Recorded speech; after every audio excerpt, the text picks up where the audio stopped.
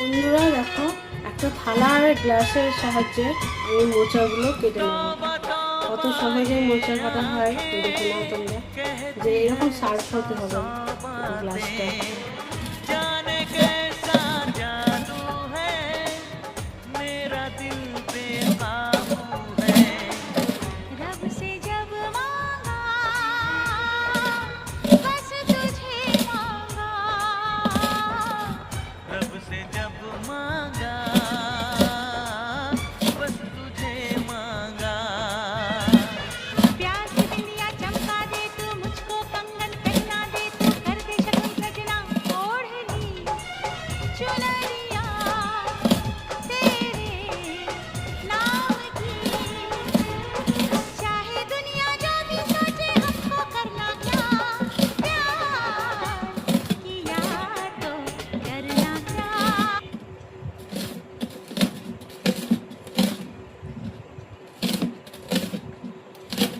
তো দেখতেই পাচ্ছ কতটা ছোটো ছোটো করে কাটা হচ্ছে মোচাগুলো।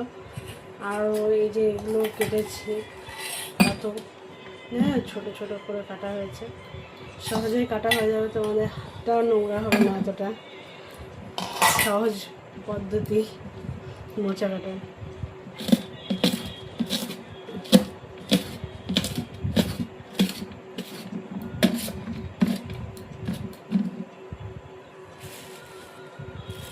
তো শিখতে পারলে তো মোচা কাটা কীভাবে কতটা সহজে হয়।